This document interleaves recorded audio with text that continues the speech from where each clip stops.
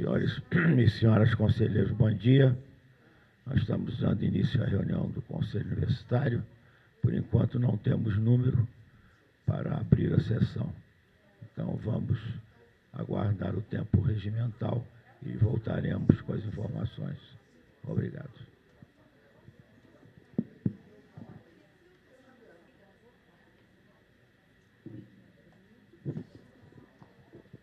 Senhores e senhoras conselheiras, bom dia mais uma vez.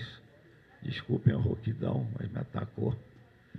E há quórum regimental para dar início à reunião. Por enquanto não temos quórum, apenas para a deliberação, mas já é um segundo momento. Então, vamos dar início, em primeiro lugar, com os oradores inscritos. O primeiro orador inscrito é a conselheira Juliana.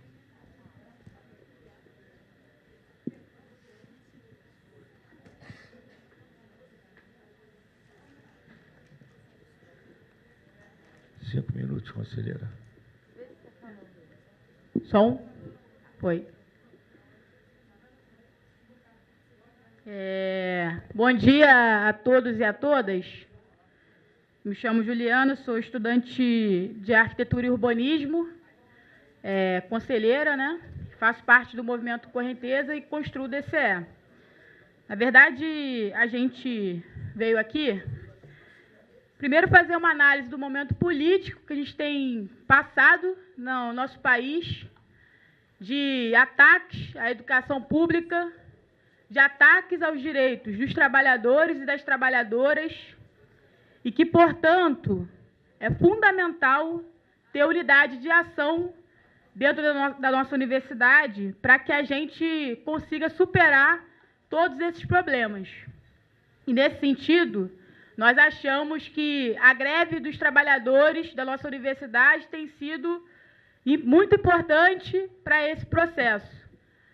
Existe um ataque muito grande ao plano de carreira, à redução dos salários dos trabalhadores, dos servidores públicos, e, portanto, a gente acha que é muito importante. Mas, por outro lado, nós achamos que nesse momento, existe um esvaziamento da universidade. E que a nossa universidade, né, vários estudantes que moram na Baixada Fluminense, que moram na Zona Oeste do Rio, que moram em São Gonçalo, acabam sendo prejudicados porque, para além da passagem, ainda precisam garantir o seu almoço todos os dias, e isso é muito caro. E por isso que nós do Movimento Correnteza realizamos, na última segunda-feira, uma reunião com vários centros acadêmicos ideais para tratar sobre essa pauta, porque a gente acha que também é uma pauta muito cara para os estudantes. E, nesse sentido, a gente tirou de realizar uma defesa. A gente está apresentando aqui isso, sabemos que esse não é o espaço de deliberação sobre, mas a gente queria apresentar aqui a questão do trancamento, e aí eu queria que todo mundo fosse sensível a isso, né? Mas o trancamento especial de disciplinas para os estudantes nesse processo, porque não é um semestre normal, é um semestre que, para além das lutas que a gente tem vivido, ainda tem esse processo da greve, e, nesse sentido, a gente acha que é fundamental para que os estudantes consigam garantir a sua matrícula, consigam estudar, tenha esse trancamento especial de matrícula, de disciplina e de matrícula também, que nós vamos apresentar no CEPEX hoje à tarde, mas a gente veio aqui também apresentar a carta que foi escrita pela gente e alguns centros acadêmicos, e eu queria ler aqui. O Luca, que é conselheiro do CEPEX, também é diretor de assuntos acadêmicos do DCE, vai falar aqui rapidinho para ler, e a gente vai dar em seguida ao término. Bom dia, pessoal. Como a Juliana já me apresentou, né, meu nome é Luca, eu estudo Sociologia aqui na UF, sou conselheiro do CEPEX, também diretor do DCE, e vou ler rapidinho a carta que o Movimento Correnteza elaborou a partir dessa reunião de segunda-feira. Com o início da greve dos servidores, diversos estudantes da universidade estão ainda mais vulneráveis em relação à alimentação. Consideramos que é muito importante o processo de luta do Sintuf por entendermos que os ataques do governo golpista têm como objetivo destruir nosso ensino público, gratuito e de qualidade, e de precarizar cada vez mais as condições de trabalho e a remuneração das e dos trabalhadores. Contudo, não podemos ignorar o fato de que a paralisação do bandejão afeta diretamente as condições que nós, estudantes, tocamos o semestre que planejamos lá atrás. E é do senso comum que, se entrar em uma universidade federal já é difícil, formar-se nela é ainda mais. A política do CE banaliza nossa passagem pela universidade, em torno de um simples número que, na teoria, é perfeitamente meritocrático, mas que nós sabemos que, na prática, mede muito mais do que apenas nosso esforço. O fechamento do restaurante universitário faz com que diversos estudantes tenham que abandonar o período para voltar para suas casas em outros estados por não terem condições de permanecer. Os estudantes que não possuem condição financeira para substituir o bandejão por quentinhas ou restaurantes acabam também prejudicados pelo tempo em que a demanda todos os dias do preparo das refeições são levados a sacrificar uma ou mais matérias. Cientes de que, infelizmente, somos lidos dentro e fora da universidade como o nosso CR, o movimento Correnteza leva hoje, nessa quarta-feira, e vai levar, através de mim, para o CPEX, junto com os companheiros do DCE, um pedido de abertura para o trancamento fora do prazo, para que nenhum de nós seja prejudicado por uma paralisação que não estava em nosso planejamento durante o ato de inscrição de disciplinas. É isso.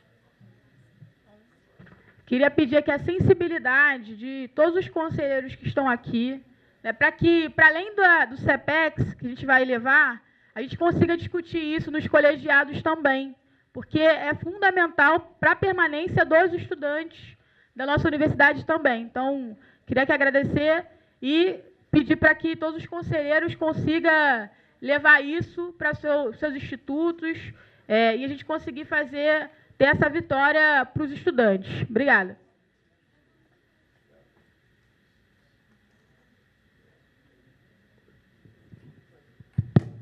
Obrigado, conselheira. Segundo orador inscrito, conselheiro Roberto Salles.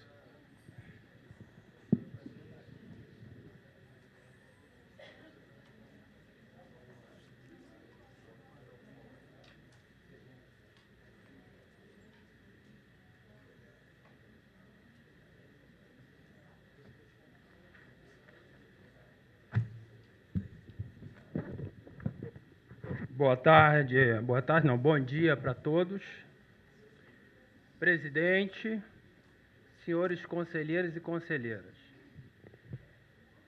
A primeira coisa que eu gostaria de falar é que eu não poderia deixar de parabenizar o reitor Sidney Mello, porque ele tem ido a Brasília, de vez em quando, ele gosta mais de ir para o exterior, mas de vez em quando ele vai a Brasília. E quando ele vai lá, ele vai conversar com o secretário de Ensino Superior, o terceiro escalão do MEC. Acho mais interessante ele falar logo com o ministro, como nós fazíamos. E chegando lá na Secretaria de Ensino Superior, ele mostra um plano de ação para a UF. No particular, ele diz tudo de bom que aconteceu na universidade até 2014.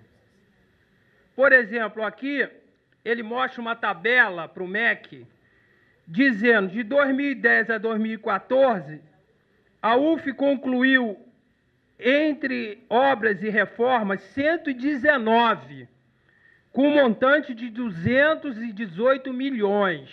Isso é uma notícia boa. Se de 2010 a 2014 conseguimos entregar 119 obras, de 2006 a 2010 eu calculo umas 200. Mas o fato é que tudo que apresenta no MEC é relativo até 2014. Mas isso é um bom sinal. Sinal que no particular, no MEC, ele reconhece tudo que foi feito, inclusive ele participou. Mas para o público ele fica falando outras coisas que não são verdadeiras. Bom, o outro assunto que me faz falar aqui é que, infelizmente, a Superintendência de Comunicação Social da Universidade Federal Fluminense deixou de ser a Superintendência de Comunicação da Universidade Federal Fluminense. Passou a ser a Superintendência de Comunicação do reitor e do vice Antônio Cláudio, que agora é candidato a reitor. Bom, quando você entra, lê uma revista dessa, caríssima, colorida, e aqui no final está, e o futuro já começou. Aqui é o uso da máquina escancarado. E a eficiência na distribuição foi distribuída para cada escaninho de cada professor. Como chegou rápido essa notícia lá, essa revista. Agora, até 2014, nós tínhamos na Superintendência de Comunicação Social jornalistas, excelentes profissionais, profissionais de relações públicas, profissionais de comunicação e outros técnicos, que trabalhavam de uma forma isenta. Hoje, quando você lê o informe UF, leu na página sobre a audiência pública, só colocaram falas de quem estava na mesa. Suprimiram todas as outras falas. Mas eu tive cuidado de trazer um tabelião. E segunda-feira nós vamos ter uma escritura pública, isso que tem fé, de tudo que foi retratado naquela reunião. Não que a superintendência privativa do Antônio Cláudio Sidney colocam na página da UF e colocam nessa revista aqui. E aqui diz o seguinte, que a composição de um comitê de governança no gabinete do vice-reitor. Espera aí, nós não temos um reitor? O gabinete de governança é do vice-reitor? E ele usa uma estrutura de governança completamente na contramão do mundo, que é aquela centralizada, em vez de ser uma governança em rede, que respeita as instâncias, que fala com a comunidade lá embaixo, que presta contas. Eu vou te mostrar que essa governança não faz nada disso.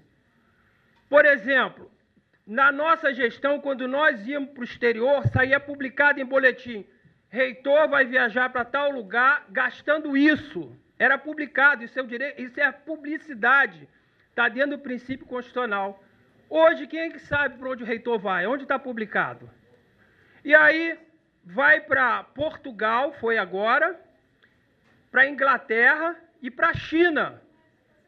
E aí, um dos membros, eu fui lá ver, ganhando 10 mil reais de diária, um dos componentes, que foi para Portugal.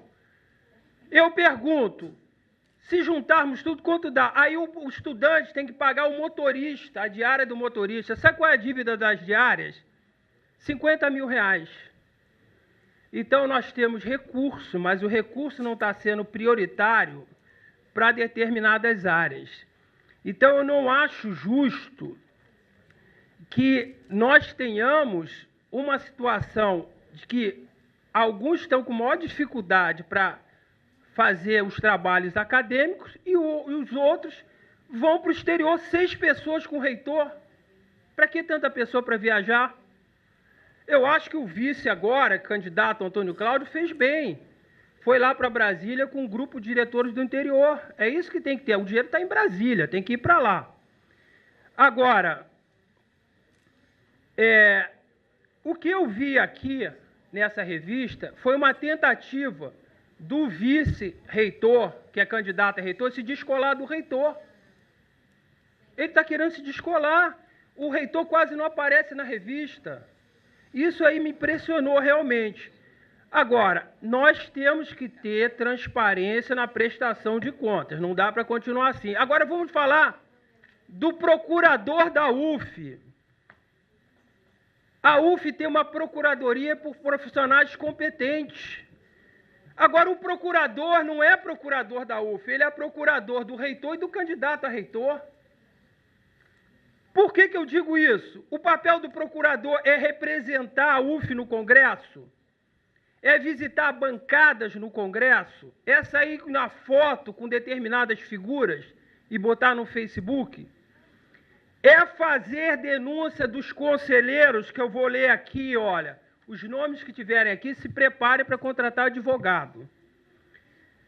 André Ferrari, Saulo Cabral, Fernando Bloise, Wilson dos Santos, Cresos Vinícius, Alberto de Sábato, Tarcísio Rivelo, Heitor Soares de Moura, Ayrton de Albuquerque, Geralda Marques, Pedro Antunes, Francisco Palharini, Edson Alvise, Hermano Cavalcante. Essas pessoas aqui foram, e tem mais, foram denunciadas pelo procurador na calada da noite, devido àquela reposição dos aposentados. E eu vou dizer qual é a denúncia. A denúncia diz o seguinte: ele encaminha para o MEC, ele encaminha para a CGU, TCU, Ministério Público, manda o ofício para apurar irregularidades praticadas pelo ex-reitor e todos esses conselheiros que participaram da reunião, que aprovaram por unanimidade que o entendimento aquele era a reposição. E aí, quando eu vou ler a ata, está escrito assim, eu acho que foi uma das poucas atas bem feitas, eu quero até dar parabéns a Boechat.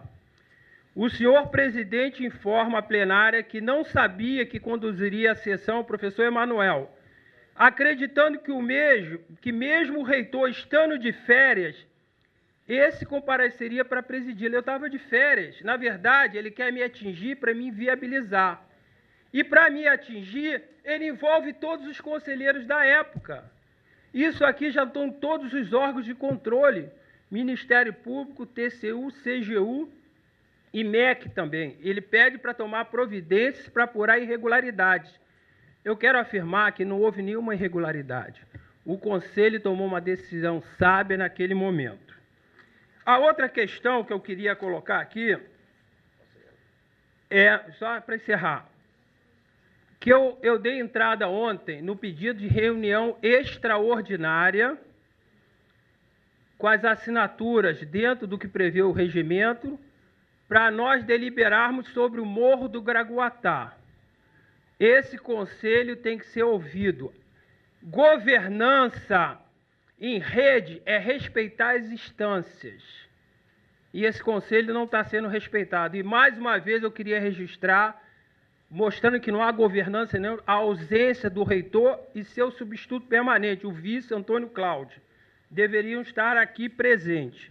Quero dizer também que eu estou entrando, como ex-reitor citado na denúncia, de acordo com a lei da informação, eu quero ter acesso a todos os documentos que o procurador, na calada da noite, denunciou a todos. Ninguém foi chamado, ele não disse para ninguém que ia denunciar. Então, eu estou dando entrada hoje aqui na mesa, pedindo acesso a todas as informações. Eu fico impressionado com o que está acontecendo. Tentaram mais uma vez esvaziar o Conselho, mas não conseguiram. Estão querendo empurrar a consulta lá para frente, para embolar o meio de campo. Eu não sei de que eles estão com medo. Já estamos com na pauta a questão da consulta desde setembro. E mais uma vez tentaram adiar. Quero falar para os senhores que eu sou solidário a todos os conselheiros que aprovaram, naquela data, a reposição dos aposentados. Eu quero deixar claro minha posição, apesar de estar de férias no dia. Muito obrigado.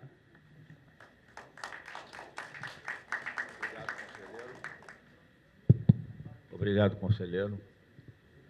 Terceiro orador inscrito, conselheira Vitória.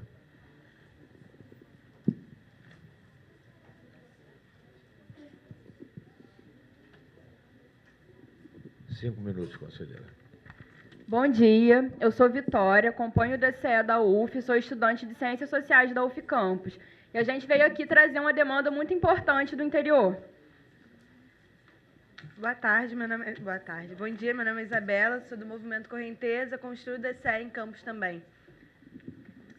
Então, a gente vai começar a ler a carta, que ela é bem autoexplicativa, todo mundo vai conseguir entender do que se trata. Por BUSUF de qualidade, respeitem os polos de expansão. Os mais de 2.500 estudantes da UF Campus, no fim do primeiro semestre desse ano, receberam pela primeira vez um BUSUF, ônibus que rodaria a cidade transportando os estudantes para a universidade. Isso foi resultado de muita luta dos estudantes do interior, que sempre tiveram que lutar muito por aquilo que precisamos, e pode parecer banal na sede. Entretanto, essa vitória trazida pelo próprio reitor logo mostrou problemas. Inicialmente, durante o processo de construção da rota do BUSUF, as e os estudantes já puderam perceber que apenas esse carro não seria o suficiente para os mais de 500 alunos que necessitavam desse transporte, pois, além de variados horários de aula que temos em nosso polo, o município de Campos possui a maior extensão territorial do Brasil, o que impossibilita que o ônibus atenda minimamente os bairros onde há estudantes necessitando do transporte. A rota de um ônibus apenas atenderia um pequeno trajeto nos bairros mais próximos ao centro, onde se localiza o campus. Só por esse problema já se torna necessário outro ônibus, para que esse direito atenda, de fato, a necessidade de nossa comunidade universitária de forma eficiente. Porém, nossos problemas com o BUSUF não param por aí. Nossa rota poderia já ter sido testada e o ônibus já poderia estar em funcionamento, se o diretor do nosso polo não estivesse dificultando ao máximo o teste de rota e a rodagem do ônibus. E esse não é o pior problema. Durante a semana acadêmica, a mesma na qual os 3 premiados na monitoria foram trabalhos de alunos de campus, que na ocasião da premiação foram absurdamente desrespeitados, um dos ônibus que fazia o translado dos estudantes a Niterói era o recém-chegado BUSUF, o qual, diga-se de passagem, é totalmente inadequado para esse trajeto. Em uma de suas viagens, esse ônibus soltou suas escadas e foi por pouco que não causou um grave acidente, que poderia ferir gravemente os estudantes. Logo foi constatado que o ônibus também não estava com faróis e nem freio de mão em funcionamento devido. O ônibus que a reitoria teve coragem de enviar para Campos foi o mesmo mandado embora de Volta Redonda por diversos problemas mecânicos. Além de nos enviar um ônibus quebrado, a reitoria da UF permite que corramos risco ao colocar o mesmo para uma viagem de 4 horas. Nós, estudantes da UF de Campos, exigimos um ônibus que nos permita exercer com segurança o direito ao BUSUF, o mais rápido possível. E, além disso, um outro ônibus para que todos os estudantes possam ser atendidos. Essas são as demandas de quem vem ao CUI fazer barulho, e muito barulho, porque, infelizmente, é só assim que os magníficos administradores dessa universidade ouvem a nossa voz, e não deixaremos de falar e lutar até que aceitem o fato que o interior existe e resiste.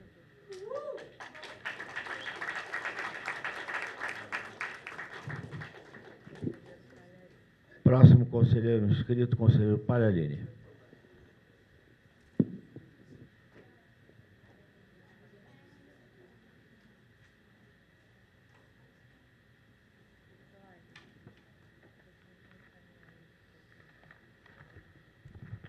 Bom dia, senhores conselheiros e conselheiras. Bom dia, senhor presidente. Tendo em vista que fui citado aqui pelo professor Roberto como um dos envolvidos da reunião do Conselho Universitário que tratou do reposicionamento dos técnicos administrativos na carreira, eu quero declarar aqui que votei mesmo pelo reposicionamento dos servidores. Acho que era um direito dos servidores, estava de acordo com a lei. Várias universidades ganharam esse processo na justiça. Não tenho do que me envergonhar. Lamento por aqueles que tomam uma iniciativa de processar pessoas que defendem os trabalhadores. Estou aqui, não tenho nada a omitir, votei e votaria novamente. Bom, senhor presidente, eu creio que, tendo em vista alguns pronunciamentos que foram feitos aqui, tendo em vista aquilo que a gente observa no cotidiano da universidade, que urge mesmo, e espero que Vossa Senhoria encaminhe com efetividade esse pleito, eu acho que urge a constituição de uma comissão eleitoral até para regular esse processo. Nós estamos, pela primeira vez, nós antecipamos demais o processo eleitoral na universidade. O que se vê são ações visando as eleições e nenhum órgão capaz de regular. São documentos circulando, são revistas sendo produzidas, é material de campanha circulando. Eu acho que tem que ter um órgão regulador aí, do contrário, o processo vai ser conduzido por aqueles que têm mais poder de intervenção, que têm mais aparelhos à disposição. Bem, o que me traz aqui, efetivamente, não é só esse reconhecimento, essa reiteração do meu voto, ou esse pleito para que haja um dispositivo regulador. É também a apresentação de 3 proposições. A primeira delas se refere ao Colégio Universitário Geraldo Reis. O Colégio Universitário, senhores conselheiros, ele é um órgão existente na UF, composto por, no mínimo, 34 professores do quadro, cerca de 60, considerando os substitutos. A grande maioria desses professores já foi aprovada em estágio probatório. São pessoas, 50% desse quadro é composto por doutores. São pessoas que militam no primeiro e segundo grau, no ensino do primeiro e segundo grau. São pessoas que fazem suas pesquisas, suas atividades de extensão, que se dedicam à educação desses meninos. Esses professores têm seu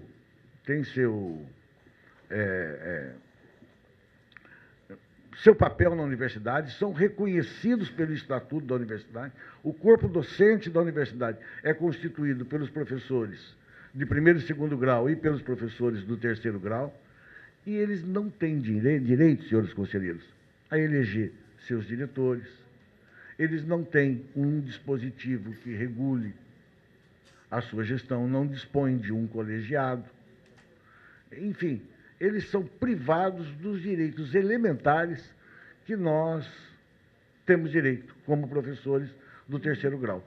Por conta disso, os professores do colégio universitário apresentaram um documento, me encaminharam um documento pedindo que, na qualidade de conselheiro, e estou aqui como porta-voz deles, né, eles requerem a equiparação do colégio universitário a uma unidade universitária, coisa que o Estatuto não prevê. O Estatuto os prevê vinculados a outras esferas da universidade. O que eles querem?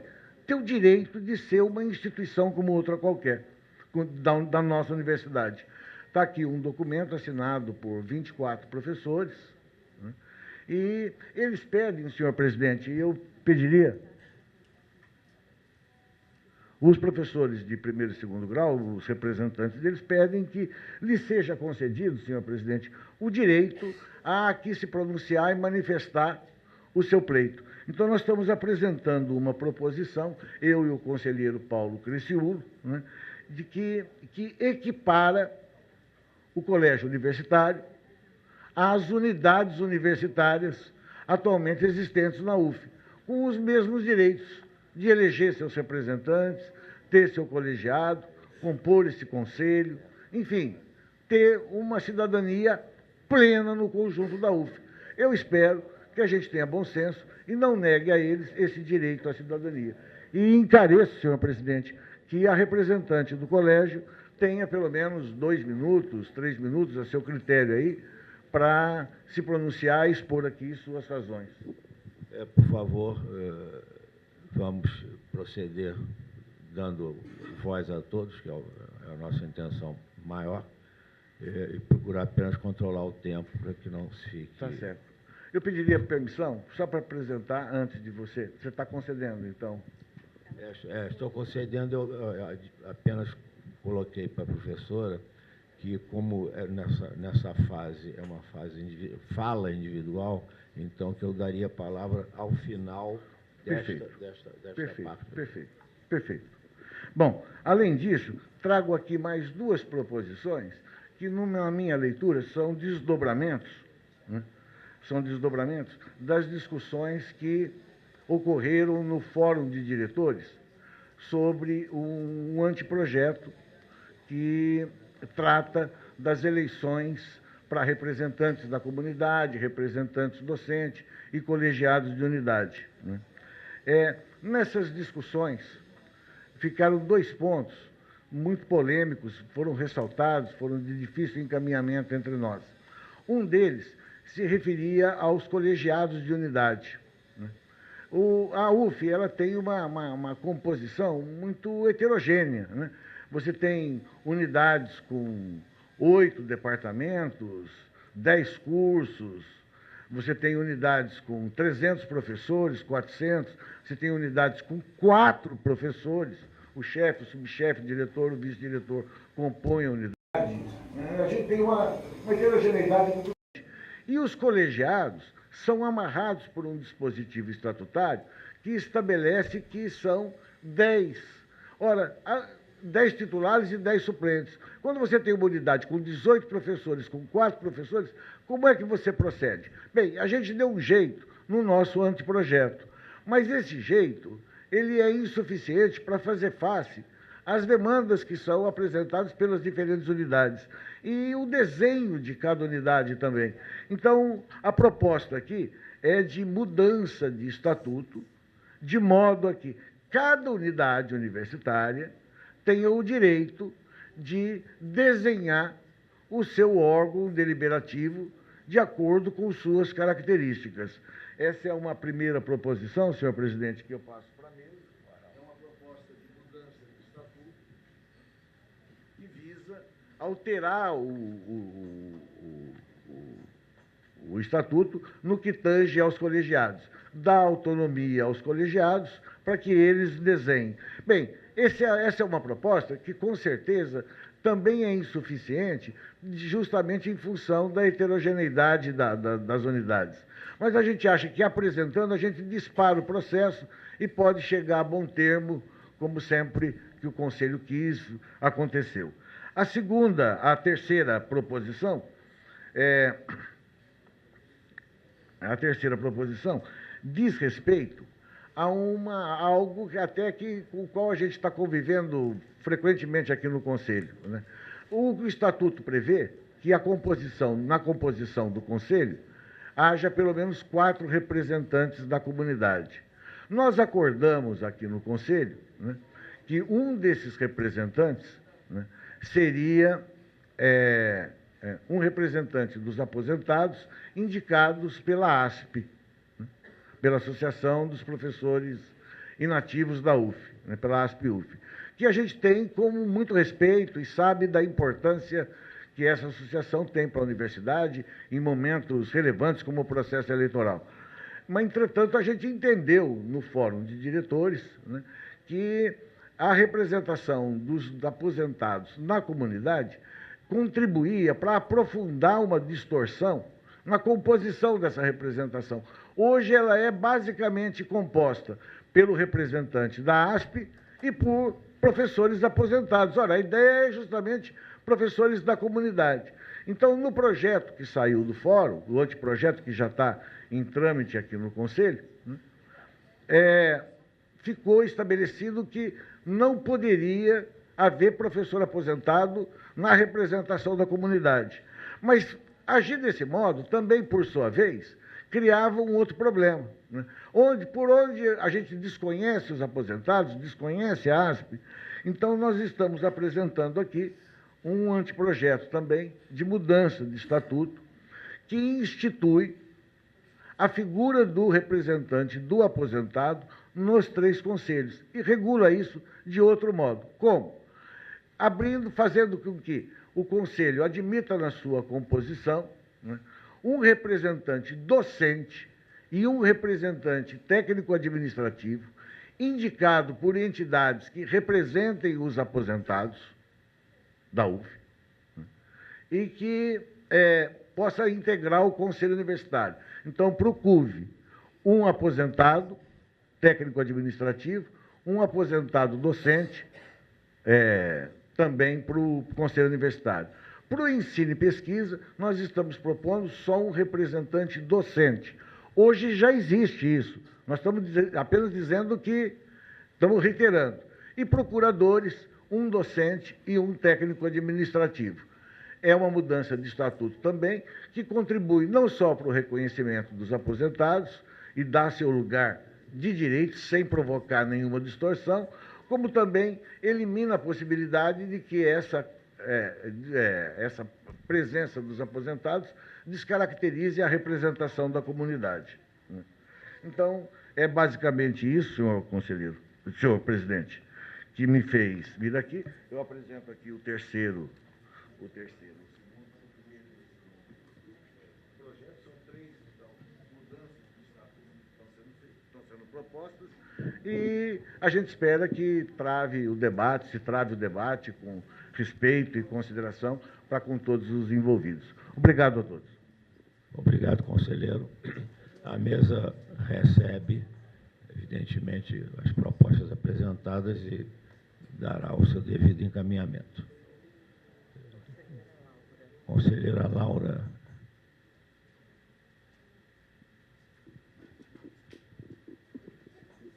Por favor, 5 minutos. Bom dia, meu nome é Emanuela, eu sou uma das coordenadoras, a coordenadora do GT de assistência estudantil do DCE, da gestão do DCE. Bom dia, meu nome é Dandara, sou coordenadora do GT de Mulheres do DCE. A gente vem aqui apresentar uma resolução, uma mobilização que a gente está fazendo com pais e mães da universidade, que são estudantes, pedindo a revogação da portaria da resolução número 11 de 2010 do CUV, que nega a entrada de crianças no restaurante universitário. A gente vai ler primeiro a resolução. Considerando o restaurante universitário responsável por servir diariamente 8.300 refeições, de acordo com o relatório da gestão da UF de 2016, sendo uma política de assistência estudantil, estrutural e coletiva que atende a comunidade universitária e impacta nos índices de permanência dos estudantes da universidade. Que a taxa de evasão anual média da UF entre 2010 e 2014 é de aproximadamente 20%, o que significa que todo ano 1 a cada 5 estudantes da UF abandonam seus cursos, e dessa forma o debate sobre permanência estudantil é estratégico à comunidade acadêmica, seja sob a ótica dos direitos sociais, seja sob orçamentária ou outras. O mapa estratégico do Plano de Desenvolvimento Institucional de 2018-2022, que está sendo construído, pontua como importante o desenvolvimento de políticas institucionais de retenção, de redução e evasão dos estudantes. A dificuldade que estudantes que são mães e pais têm de permanecer na universidade quando são assediados por professores, por terem que levar seus filhos nas atividades acadêmicas, na dificuldade de acessarem a creche da universidade, o impedimento de acessarem a moradia estudantil com seus filhos, entre outras barreiras criadas na Universidade Federal Fluminense. Inclui-se aqui estudantes dos polos de extensão que não têm acesso, em sua maioria, aos mesmos, por não terem em suas localidades estruturas universais de assistência estudantil. Na sociedade em que vivemos, que coloca sobre os ombros das mulheres a responsabilidade do cuidado com as crianças, especialmente a partir da maternidade, faz com que o impacto da proibição seja exponencialmente maior sobre nós, mulheres. É dever da família, da comunidade, da sociedade em geral e do poder público assegurar com absoluta prioridade a efetivação dos direitos referentes à vida, à saúde, à alimentação, à educação, ao esporte, ao lazer, à profissionalização, à cultura, à dignidade, ao respeito, à liberdade e à convivência familiar comunitária, no artigo 4 do ECA, que eu li agora. Segundo o inciso 7º do artigo 226 da Constituição, promulgada em 1988, fundado nos princípios da dignidade da pessoa humana e da paternidade responsável, o planejamento familiar é livre decisão do casal, competindo ao Estado propiciar recursos educacionais e científicos para o exercício desse direito, vedada qualquer forma coercitiva por parte de instituições oficiais ou privadas. Negar a entrada de crianças no restaurante universitário viola o Estatuto da Criança e do Adolescente por gerar constrangimento ou situação vexatória. A proibição da entrada e consumo de refeições a crianças no restaurante universitário, além de ser uma violação à dignidade humana, impede, na prática, que centenas de pais e mães usufruam do serviço. A necessidade da UF se adequar às boas práticas de outras universidades, como a Unirio, a Federal de Santa Catarina, a Unicamp, a Federal do Espírito Santo, dentre outras, que permitem a entrada e consumo de refeições por crianças em seus respectivos restaurantes universitários. Essa resolução resolve, artigo 1º, revogar a resolução número 11/2010, que nega a entrada de crianças no restaurante universitário. Artigo 2º, permitir a entrada e alimentação de crianças de até 12 anos, de acordo com o entendimento do ECA, para o termo. Considera-se criança, para efeitos desta lei, a pessoa até 12 anos de idade incompletos e adolescente aquele entre 12 e 18 anos de idade, nos restaurantes universitários. Artigo 3º. A presente resolução entrará em vigor na data de sua assinatura, revogadas as disposições em contrário. A gente coloca isso aqui, e aí, falando, né, eu sou coordenadora da gestão de assistência estudantil e a Dandara é da coordenação de mulheres, e a gente coloca 2 mulheres aqui, não é à toa, é que essa revogação que foi aprovada em 2010, ela fala de uma coisa muito simples, né, da questão da assistência estudantil. A gente sabe que na nossa sociedade, as mulheres, elas são sempre colocadas à parte da sociedade quando nós somos mães, né? A gente não tem direito a vários acessos. A gente leu alguns aqui, né? Isso é só uma das coisas, né? É o acesso à sala de aula, quando você não tem com quem deixar seu filho. É o acesso à moradia da UF, porque quando uma mãe engravida, né, uma menina engravida, ela já é informada pelo diretor que ela não pode permanecer se ela quiser permanecer com o filho. Isso quer dizer que ela é expulsa da moradia estudantil. A creche da UF ela não abarca nem perto do que a gente tem de necessidade para as mães e também, acredito, para os professores e técnicos. Enfim, a gente quer colocar aqui que as mães, as meninas, né, e principalmente os pais também, né, eles são estudantes como qualquer outro. Eles têm direito a ter acesso aos espaços da universidade. Eles têm direito a... Uma mãe, né, uma menina que tem um filho, ela tem o mesmo direito que eu de ter acesso ao bandejão. E quando o CUV, em 2010, diz que as crianças não podem entrar no bandejão, a gente fala que essas mães e esses pais não podem entrar no bandejão. Eu acho que todo mundo que tem filho aqui sabe que não tem como onde você vai deixar a criança. Você vai deixar a criança com um colega e entra dentro do bandejão? Então, assim, o que a gente está querendo dizer aqui, e aí a gente está apresentando, a gente vai apresentar a resolução à mesa, né? Para a mesa. Tá. Porque os outros falaram bastante, estou tentando ser bem breve. Enfim, a gente está apresentando aqui o direito desses estudantes que têm filhos de entrar no bandejão e de ter acesso como qualquer outro estudante. Não é porque uma mulher tem um filho que ela pode ser colocada à margem da sociedade. Não é porque uma estudante tem um filho que ela não pode ter direito de se alimentar na sua universidade. Obrigada. Obrigado, conselheira. Próximo inscrito, conselheiro Rafael.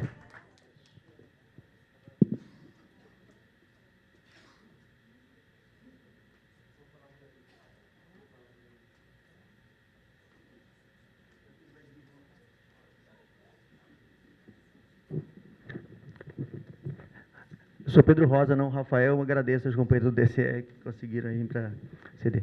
Companheiros, primeiramente, lamento aqui a ausência, lógico, do reitor, do vice e de vários conselheiros aqui, especialmente no momento importante que a gente vive. As nossas universidades estão extremamente ameaçadas pelas políticas nacionais. A gente vê o exemplo mais grosseiro aí, é a situação da UERJ, da UESO. São universidades que o governo nem disfarça e vai ao jornal dizer que tem que fechar, tem que mandar demitir. O Andes chegou a fazer um levantamento que isso é um quadro geral no país, das estaduais, de forma muito absurda, e lógico que nós, da área federal, não somos uma ilha, então isso é uma política, é um modelo para poder desmontar as universidades. Então, frente a esses diversos ataques, podemos falar só da universidade, mas podemos falar dos vários outros, que não precisa repetir aqui, porque toda hora a imprensa é obrigada a expor só as políticas do governo, identificando que nos últimos meses foi uma política muito dirigida para o servidor público, inclusive na perspectiva de mandar demitir, de cortar os direitos básicos dos nossos trabalhadores. Nossa categoria, desde o dia 10 do mês passado, desse mês aqui, entrou em greve a nível nacional. Nós somos 40 universidades em greve, servidores técnicos administrativos, não houve nenhuma outra opção. Tentamos várias vezes abrir espaço, seja com o governo, seja no Congresso Nacional, para frear as medidas com os servidores públicos, para apontar a nosso ponto de vista da nossa categoria da universidade como um todo, e o governo, não abrindo espaço nenhum, nos obrigou, mais uma vez, a entrar em greve e estamos paralisados. Ontem, aconteceu um ato nacional em Brasília, aliás, desde anteontem, a nossa categoria está em Brasília, tentando forçar, fez uma caravana, houve uma forçação de barra, fechamos o MPOG, ontem teve um ato na entrada do Congresso Nacional para obrigar alguma abertura de negociação, teve uma reunião lá com o Rodrigo Maia, mas acreditamos que a luta é muito maior do que isso. Então, a gente está vindo aqui no Conselho Universitário apresentar não só a necessidade de manifestar o Conselho uma resolução de apoio à nossa greve, como toda a greve, reafirmar também que não vai ter nenhum tipo de retaliação, porque apesar de ser essa a postura, a tradição da universidade, não ter desconto de greve dos trabalhadores que decidem aderir à nossa greve, muitas chefias, infelizmente, utilizam de uma compreensão extremamente reacionária de pressionar, de ameaçar servidores, especialmente companheiros que estão no estágio probatório. O comando de greve está atuando para tentar garantir o direito e a liberdade dos companheiros de aderir à greve. Vamos fazer denúncia individualmente, inclusive, todos aqueles que a gente conseguir detectar chefias que estão ameaçando, mas a gente quer aqui que o Conselho se manifeste. Uma é apoio à greve, exigindo abertura de negociação com o governo nacional e, lógico, frear as medidas contra as universidades que estão acontecendo muito em Brasília e também chamar os companheiros de que dia 5, agora terça-feira, para além da nossa categoria, está tendo um movimento e construindo uma greve nacional. Todas as centrais sindicais decidiram, à luz do que o governo anunciou, que pretende votar já na próxima semana a reforma da Previdência, as centrais decidiram chamar uma greve nacional. A gente já quer não só aqui que todo mundo se incorpore nessa atividade, mas também, como outras vezes, a própria administração, na greve de abril, que comunicou e a universidade em si não funcionou nesse dia, não tinha atividade nenhuma funcionando, como uma forma de contribuir para a pressão sobre o governo nacional, que é cada dia mais retirado dos direitos. Fazer um apelo aqui aos companheiros professores, que tem uma assembleia essa semana, não só votar a paralisação do dia 5, mas também discutir a entrada em greve por tempo determinado, porque, inclusive, mais do que a nossa categoria, os professores acabaram de receber um presente, entre aspas, de Natal, que foi a MP, que atinge diretamente na carreira e no salário dos companheiros. Como a medida provisória tem um efeito de, em 90 dias, tem que ser confirmada, se tiver uma reação unificada agora do funcionalismo, temos mais condições de reverter esse quadro. Então, aqui, em nome da Assembleia da nossa categoria, estamos pedindo apoio à nossa greve, chamamos os companheiros professores aí a se somar essa luta, porque a tendência, se nós não conseguimos frear a política do governo, é que a UERJ não seja somente a UERJ, a UESO, mas um modelo nacional que está tentando cada vez mais a se expandir. Só quero fechar meu raciocínio. A partir das falas colocadas aqui, alguns exemplos bastante fortes da crise da universidade, falando com a professora Gelta da DUF, que vai poder também se manifestar aqui, deu um exemplo do que significa uma política de desmonte, que é o problema do esvaziamento da universidade, no sentido da evasão. Não pode a gente considerar normal que a cada 20% dos estudantes saiam da universidade. Isso significa que, dos 50 mil que tem a universidade, veja a quantidade de jovens que abandonam a universidade se você não tem uma política séria de manter e que se manter estudando, e, obviamente, isso não vai ser freado como se fosse um arrependimento do governo Temer. É um líder de uma quadrilha que deveria estar aí junto com Cabral e com Cunha na cadeia, mas, efetivamente, só vai frear sua política se a nossa luta crescer, se nós estivermos organizados, unificados. Então, a gente pede aqui apoio à nossa greve, uma resolução desse sentido, e também que a universidade se manifeste de impedir que as chefias que acham que não tem que estar ao lado da greve também não sejam um porta-voz da política do governo quando está tentando assediar trabalhadores, especialmente estágio probatório, pelo seu direito de fazer greve. É isso. Obrigado, conselheiro. Bom dia, meu nome é Filadelfo, sou estudante do Instituto de Arte e morador da moradia estudantil. Eu venho nessa reunião representando a moradia para fazer uma denúncia, que na real já vem sendo feita há algum tempo. A estrutura da moradia da UF hoje ela conta com um número estimado de 200 pessoas. Recentemente, essa semana, entrou mais um grupo de pessoas lá. No entanto, a moradia ela vem passando com problemas relacionados à alimentação. Eu não sei se existe uma nutricionista na UF, que acredito eu que tenha, mas não se chega alimento na UF, não tem alimento para todo mundo. Está rolando movimentos de ocupações, a Casa Fluminense foi ocupada. Tem um grupo de ocupantes na moradia estudantil que está sendo escondido, na verdade coagido a sair de lá pela coordenação da UF, entendeu? Porque não está sendo, essas pessoas elas não estão tendo auxílio de instituição nenhuma por parte da universidade.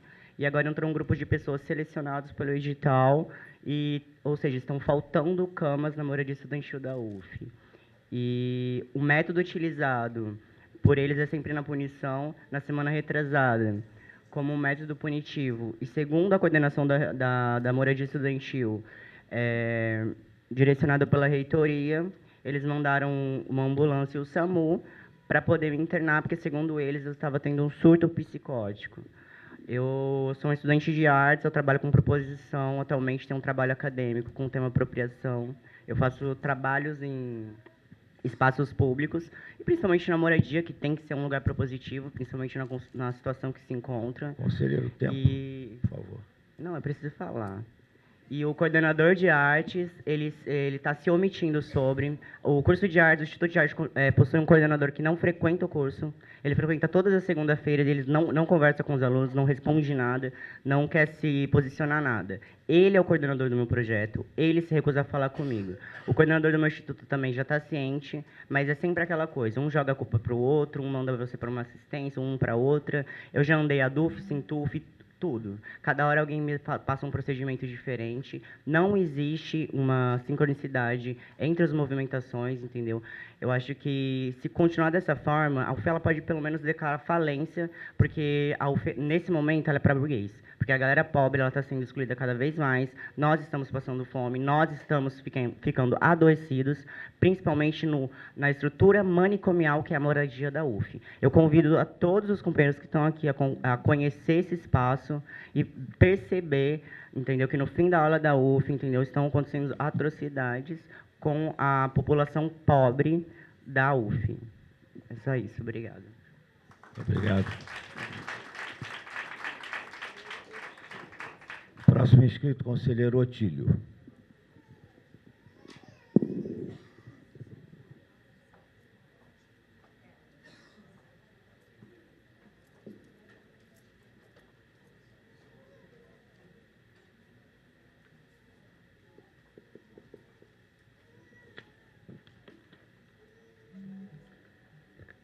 Bom dia a todos. Antes de mais nada, gostaria de saudar nosso querido Heitor, minha querida Leonor, e a todos aqui presentes. Fico muito feliz, né, de chegarmos aqui cedo e termos esse número de estudantes que vem aqui se manifestar. Porque, na verdade, a universidade é primordialmente um local para os estudantes, qual seja o nível, graduação ou pós-graduação. E algumas falas aqui me deixam um pouco preocupado com destinos em si que vêm sendo tomados não só em relação ao UF, como em outras universidades. A primeira questão que eu gostaria de levantar é a questão dos nossos cursos fora da sede. Na verdade, eles têm que ter o mesmo tratamento do que os cursos da sede. Não tem que ter qualquer discriminação e muito menos se chamar de interior. O que é interior? Isso é um absurdo, esse tipo de pensamento em si. A questão do estudante em si, fora da sede, é que, na verdade, as necessidades, eu acho que são até maiores do que as nossas aqui. Essa é a primeira questão de relevância.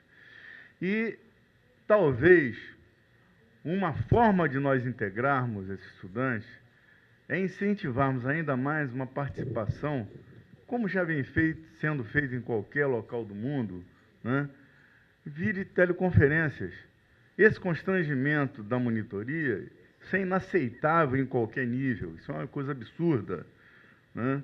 E, na verdade, nós poderíamos ter opiniões muito mais relevantes do que o nosso umbigo aqui dentro da cidade de Niterói. Uma questão que também tem a ver com tanto as unidades daqui quanto unidades que não estejam em Niterói, é a questão do bandejão, né? Eu penso que os servidores, e acho que têm todo o direito de greve, mas nós temos que pensar numa forma alternativa, né, de um serviço que é prioritário não ser interrompido. Se pensasse dessa forma, por que então que nós não fechamos os hospitais universitários? Por que então que a folha de pagamento não é fechada e a folha de pagamento é a folha de pagamento de toda a universidade? Então, eu penso que nós temos que, em conjunto, e claro, uma participação muito mais relevante e efetiva dos alunos, de avaliarmos essa questão do bandejão em todos os sentidos, desde a questão das crianças, quanto a questão de uma manutenção, eu acredito que 365 dias, se possível. E outra questão que eu tenho acompanhado muito de perto, né, por uma preocupação minha enquanto cidadão, né, e todos nós somos cidadãos, é a questão do Morro do Graguatá. Na verdade, além da questão física, além do valor imobiliário, né, a sensação que a gente tem é uma sensação de perda em si. Na última audiência pública, que alguns aqui presentes também estavam, né, eu me manifestei ao final exatamente nesse sentido. E eu gostaria, né, infelizmente, essa é uma outra coisa muito triste, hoje nós não temos sequer, né, quórum deliberativo, nós teríamos de fazer uma solicitação ao senhor juiz William Douglas para que ele invertesse a pauta de avaliação dessa questão do Morro do Graguatá. E, antes de mais nada, que se avaliasse o valor da terra. É edificável ou não é edificável? Porque, dentro dessa situação, nós podemos saber o valor do Morro do Graguatá. Se a gente puder fazer 700 prédios de 400 andares, o valor é 1. Se só puder plantar, na verdade, árvores, o valor é outro, totalmente diferente.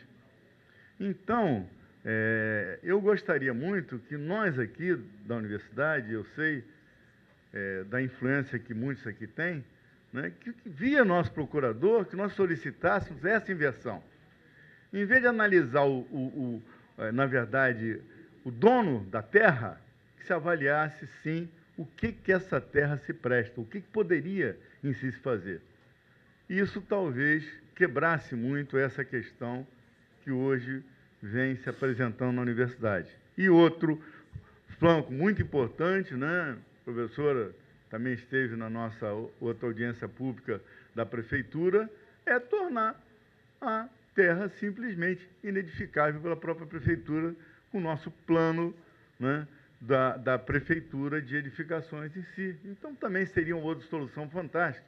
E, a partir daí, a gente teria uma utilização dessa terra muito mais democrática, né? Agora, todos esses pontos que aqui foram levantados nos levam a uma outra questão que foi também aqui levada, que foi a questão das nossas, pelo menos da minha preocupação, das regras e prazos para que a gente tenha uma consulta eleitoral na universidade.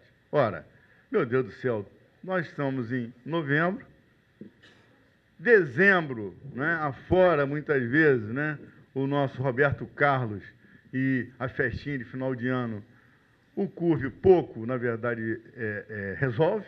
Temos aí uma pasta, coitada, da Novo daqui a pouco vai ter que contratar um carrinho elétrico para trazer a quantidade de processos, e os nossos conselheiros não vêm. Milagrosamente não vêm, não sei, né? E tudo isso nos leva a pensar muito em quem nós vamos dar o nosso voto.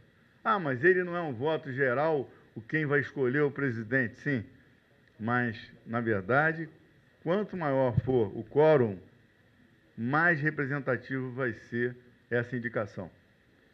E uma outra coisa importante é quais são os compromissos que esses candidatos vão ter com a comunidade. Porque é muito fácil, às vezes, na campanha, muita gente falar de coisas inexequíveis. Vamos botar bandejão para 700 mil pessoas, Niterói todo, em Par do Rio vai se alimentar aqui. Como nós vamos fazer isso? Isso tem que ser pensado com os alunos também. Claro que, na medida em que nós temos uma responsabilidade, nós temos que pensar também pé no chão. Então, Heitor e Leonor, eu gostaria muito que, por favor, nós tivéssemos uma próxima reunião com quórum para termos a convocação de uma mesa eleitoral. E, claro, a variação ou não das regras vigentes até o momento. Então, é nesse sentido que eu faço a minha fala. Obrigado. Obrigado, conselheiro. Próximo inscrito, conselheiro Bruno. Você deu para a conselheira lá. Pois não.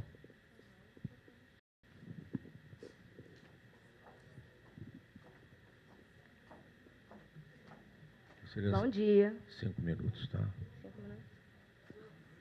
Bom dia, eu me chamo Laura, eu sou estudante de biomedicina e sou conselheira aqui pela bancada estudantil, pelo Diretório Central dos Estudantes. Meu nome é Jéssica, eu sou estudante aqui do curso de Geografia e eu faço parte do coletivo de mães da UF.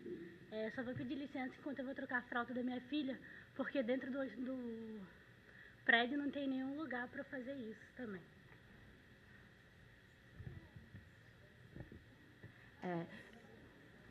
Eu venho aqui apresentar, assim, né?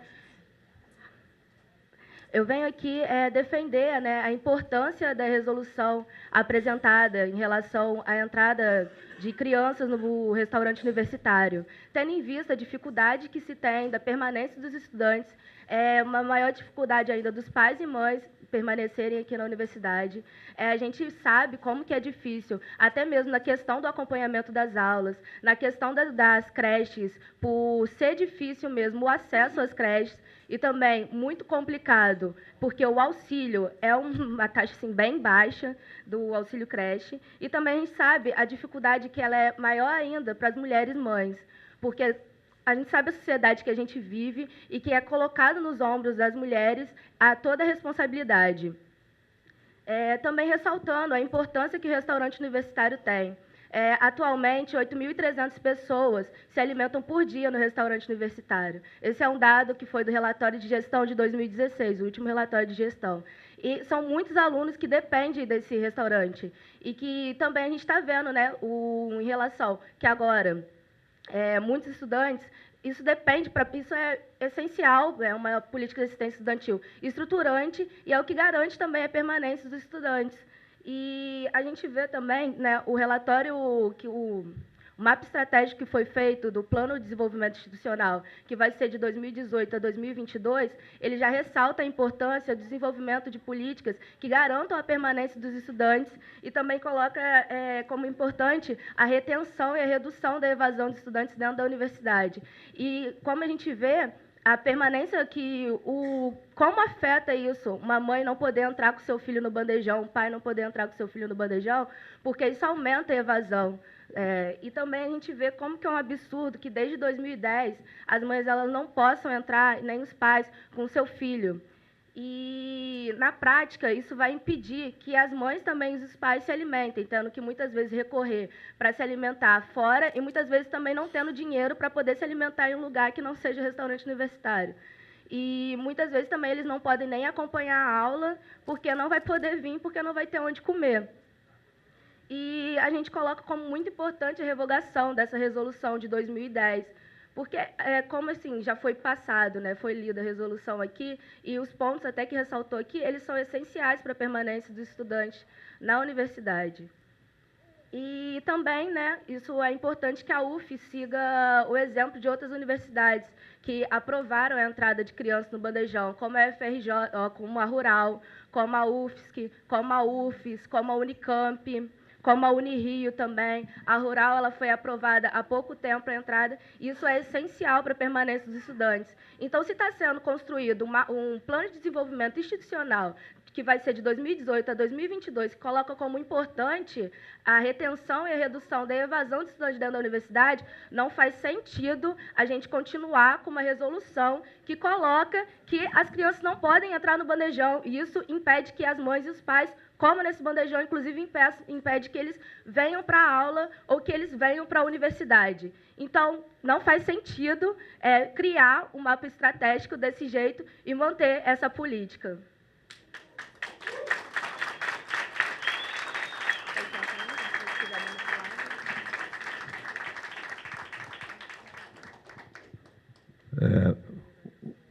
Conselheiro Edson Vise é o próximo inscrito.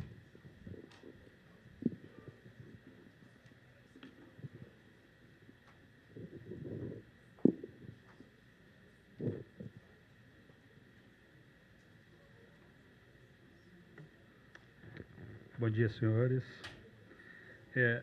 Toda vez que eu venho aqui, eu tenho que mudar o que eu havia pensado em falar, né? Que nós somos atropelados pelos fatos. E eu tenho ultimamente pensado muito qual é o papel do Conselho Universitário, né? O órgão máximo deliberativo da universidade, que vem passando por essa situação, né? Eu me lembrando do texto do Schwartz, né? Ao vencedor as batatas, ele colocava lá: no Brasil parece que as ideias estão fora do lugar. Eu acho que na UF, mais do que as ideias, as coisas estão fora do lugar. Porque, veja bem, nós passamos aí praticamente quase um ano todo sendo cercados pelos candidatos que nos pedem voto, que prometem respeitar as instituições. No entanto, o órgão máximo, a reitor e vice-reitor, não se dignam a frequentá-lo. Senhor presidente, senhora secretária, será que eu preciso de mais do que os dedos de uma mão para contar as vezes que o professor Sidney Mello presidiu esse conselho, nessa gestão? Será que eu preciso mais de uma mão para contar nos dedos as vezes que o professor Antônio Cláudio presidiu essa sessão? Quantas mãos seria necessário para contar as vezes que este plenário foi esvaziado? E tem mais, quando vem desrespeito ao estatuto, né? Porque a última vez que o professor Sidney presidiu este conselho, ele retirou de pauta o processo que hoje está aí como número 9, que é o pedido para a consulta eleitoral, alegando que a professora Ana Abraão havia retirado de pauta. Entretanto, o estatuto diz que só pode retirar de pauta o relator ou o propositor. Ela não era relatora, também não era propositora. E, pasmem, não estava presente. Eu acho que estava presente em espírito, né? Pode ser. Veja como as coisas aqui parecem que estão fora de ordem. Eu sou um profissional de direito há mais de 30 anos. Sou professor de direito há mais de 20. Se alguém me perguntar qual é a diferença entre uma obturação e uma extração, eu não sei dizer. Se me perguntarem qual é o reflexo da teoria de Keynes no mercado, eu não sei dizer. Mas essa tribuna, ela é tomada por dentistas, por economistas, por engenheiros, que vêm aqui e nos dão aula de direito de propriedade, de direito de posse, resolvendo problemas que estão na justiça há 45 anos. Processo que está na justiça há 45 anos discutindo isso, por onde passaram diversos advogados, diversos juízes, diversos promotores, sem solução. Esses professores vêm aqui e dão a solução. Qual é a solução que eles dão? Eles apresentam uma versão do capital, do capitalista. E eu pergunto, a quem interessa defender os que atacam a UF? Por que professores da UF tomam essa tribuna para defender os seus atacantes? Vejam bem, chegam aqui e dizem: não, a UF não tem propriedade porque não pagou a desapropriação. Claro que não pagou, está judicializado desde o momento que foi desapropriado. Além do mais, o decreto que diz que se não paga em 5 anos, decai a desapropriação, é recente. não atinge o ato jurídico perfeito e acabado realizado no passado. Eu gostaria que esses donos da verdade, quando dissesse que não tem propriedade, que não tem posse, pelo menos eles citassem quais são as características desses institutos, para poder dizer que não tem. Veja como as coisas estão fora do lugar. Nós recebemos um comunicado que a administração ela faz uma gestão democrática, por isso a gestão democrática no Morro, né, está defendendo os interesses da UF. Agora, ela fala isso sem dizer que ela havia assinado o acordo escondido, que a comunidade não tinha conhecimento e que só veio a público por uma publicação do jornal o Globo. Esta é a gestão democrática. Uma gestão democrática que escreve, não, como é caro, eu estou doando 50 mil porque vou receber 10 mil metros quadrados. Gostaria que ele mostrasse em qual dispositivo daquele contrato, daquele acordo assinado a portas fechadas no cartório, em qual dispositivo dele a UF está ganhando 10 mil metros, porque não existe. O que existe é um dispositivo em que a prefeitura se compromete, promete a doar 9.700 não sei quantos metros, caso o governo do estado assim concorde. Realmente eu acho que as coisas estão fora do lugar. Veja bem, determinado diretor de unidade, não vou citar o nome porque não está presente, se estivesse eu faria, conduz um processo de concurso para professor, ele solicita a abertura, assina todos os documentos, assina o pedido de homologação do concurso, depois ele tem notícia do nome da pessoa que passou. Aí vai ao CEP e impede que entre em julgamento um concurso que já tinha o parecer favorável do relator. Pede que retorne para a universidade, para a faculdade. Aí ele, diretor, faz um parecer jurídico apontando ilicitudes no concurso e, por isso, pede a não aprovação. O processo passa pela CPPD, que tem um parecer dizendo que está tudo correto, não existe irregularidade nenhuma. Vai para a Progé, um parecer dizendo que está tudo correto, não tem irregularidade nenhuma. Ainda assim, ele vai lá, retira de pauta novamente, pede para devolver para a unidade, faz um novo parecer apontando outras ilegalidades, leva para o seu colegiado, mas o colegiado recusa o parecer dele, o processo volta de novo para a Progé, que recebe um segundo parecer pela legalidade, que não tem nenhuma irregularidade.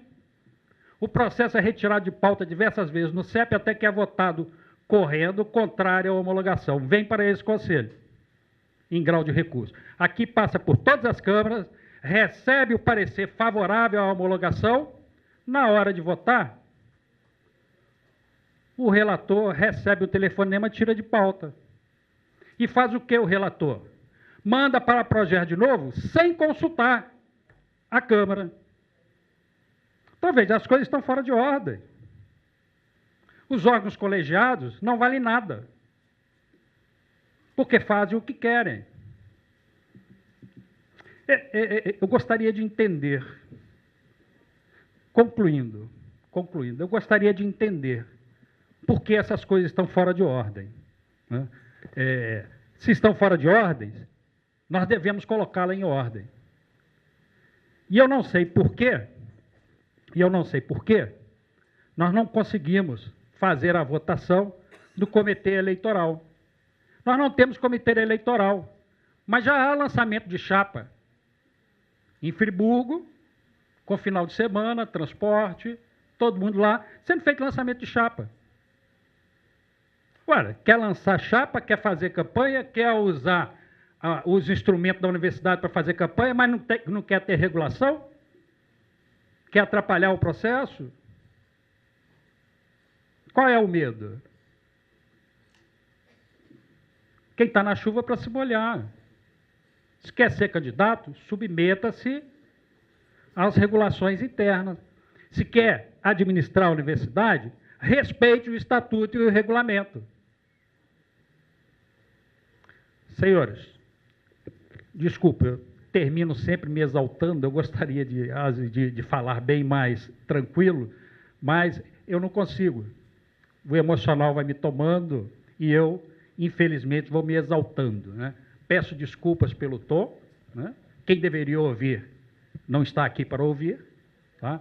Mas, senhor presidente, agradeço, mas solicito que faça uma conferência do quórum para ver se a gente consegue votar, né? Porque já está vergonhoso a gente não conseguir reunir o CUV. Está vergonhosa a situação, tá? Na situação de calamidade que o ensino, como outras questões importantes no país, passa e é atacado, e aqui nós não conseguimos discutir, porque me parece que quem quer administrar não quer ouvir os problemas, não quer tomar conhecimento dos problemas da universidade.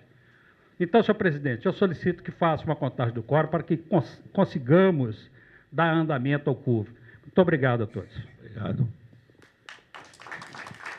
Bom, nós íamos ainda conceder a palavra, ou iremos, à professora Gelta, da DUF, que nos pediu uma rápida falação, e também a professora Luciana, que é lá do Colégio Geraldo Reis, que também solicitou.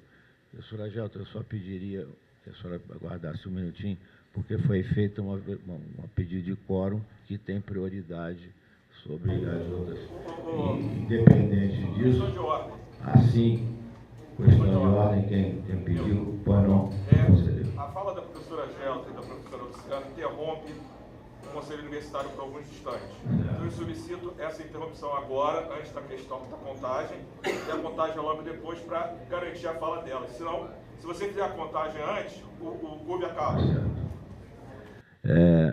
A questão de ordem é exatamente essa. Muitas vezes eu até me deparo com outras questões que nada mais são do que poder falar mais um pouco, não é? Então, está acatada a sua questão de ordem, e eu pediria, então, à professora Gelta que fizesse a sua apresentação. Bom dia aos colegas professores, técnicos, estudantes, professor Heitor, que está coordenando a mesa. O propósito é apenas informar que há uma mobilização nacional em função de uma greve que está sendo chamada pelas centrais sindicais. Há uma grande mobilização no país, diversas categorias estão atuando, né? Houve o Ocupa Brasília ontem, de Niterói foram estudantes, técnicos administrativos, professores para esse ato em Brasília. E no dia 5 está chamada uma greve nacional, com a presença de várias categorias. Como a DUF, nós definiremos essa situação nossa, né, de participação na greve, na Assembleia do dia 1º, mas também acontecerão assembleias descentralizadas em vários polos do interior, né, Campos, Rio das Ostras, Angra, Volta Redonda, onde nós temos feito sempre essa discussão.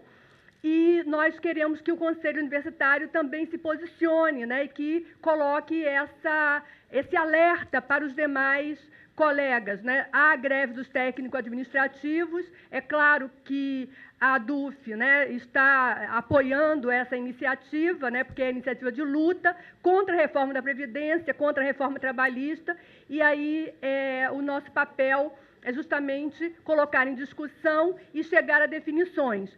E ainda mais uma informação é que a DUF está acompanhando o processo de discussão a respeito da entrega, né, do patrimônio, né, do Morro do Graguatá, e também a situação de sofrimento intenso pelos estudantes que estão na moradia estudantil. São situações que têm sido denunciadas amplamente e que nós queremos que a reitoria assuma o papel institucional de dar um encaminhamento decente. Eles não podem ser punidos, perseguidos, manifestações de homofobia muito frequentes que trazem problemas, consequências muito sérias aos estudantes. É o nosso papel.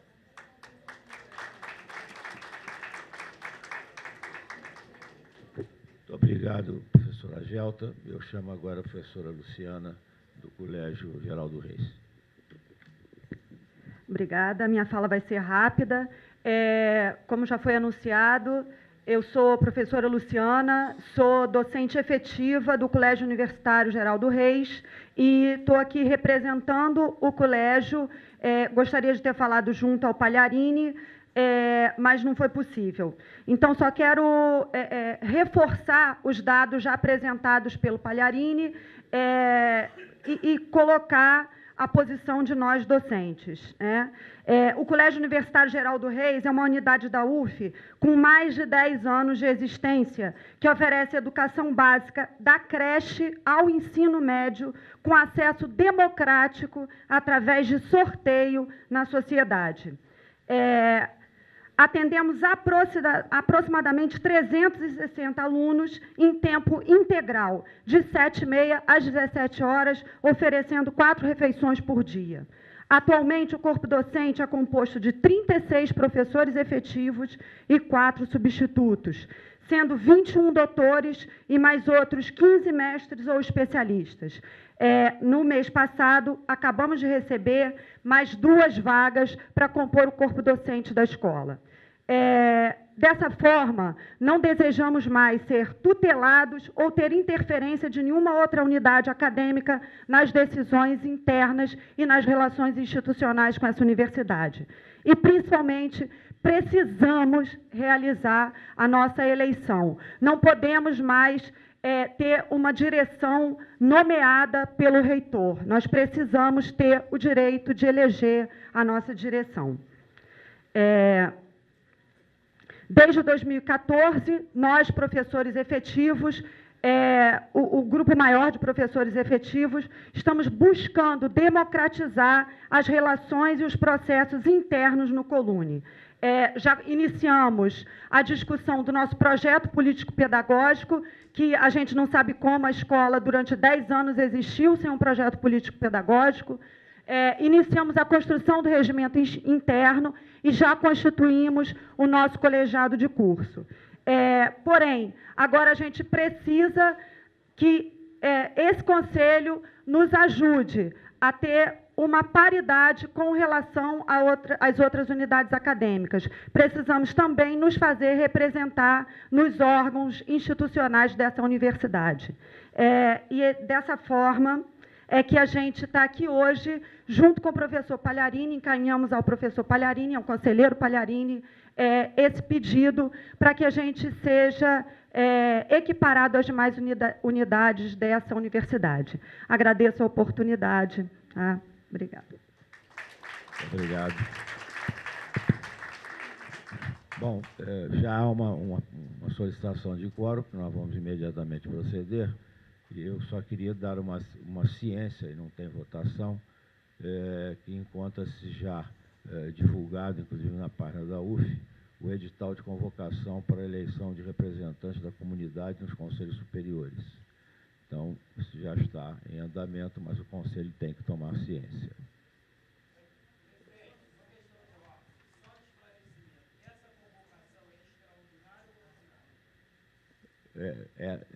Que convocação? Não, essa aí é ordinária, é dentro do período regular. Bom, senhores, eu pediria aos conselheiros que estão presentes que levantassem a mão, por favor, para a gente evitar uma chamada individual. E nós vamos contar. Por favor, senhora secretária.